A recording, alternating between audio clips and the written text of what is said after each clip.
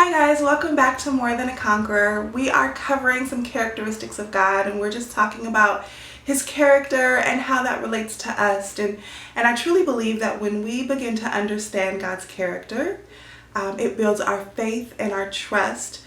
And it also strengthens us to be able to hear from him more clearly. When we know who God is, then we know what it is that he's saying to us and what he's not saying to us. And so today we're going to look at God, our protector. He is our shield.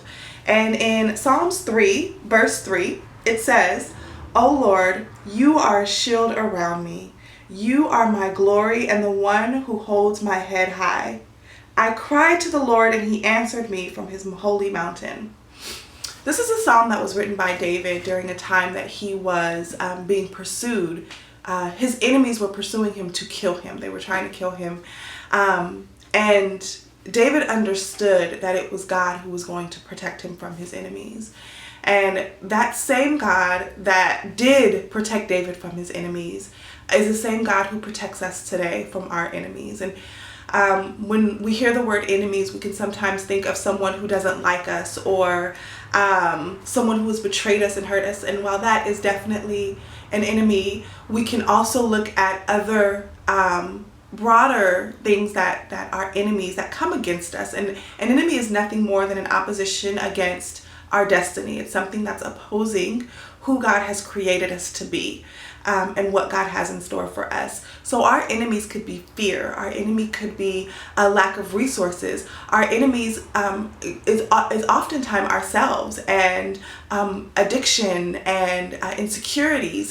And for myself, one of my enemies is comparison. Comparison is a joy killer, and it steals so much from us. And so that is an enemy that I have to face consistently. And so to know that God is a shield, he shields us, he is a protector, he's like a bubble that wraps around us, that if we allow him to, he will protect us from those things, from our enemies. And a very tangible way to allow God to shield us is to set aside space that belongs to you and God, a safe place. Recently, I converted a closet into my house into a prayer room. But before that, it was my car. Whenever I would get into my car to drive anywhere, that was my safe place.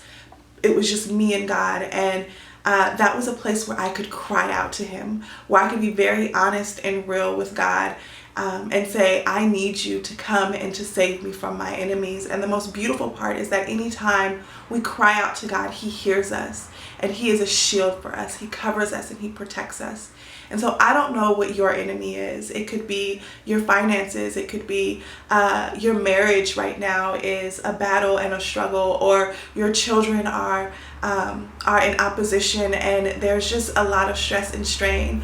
And friend, I just want you to know that God is a shield. He is a protector.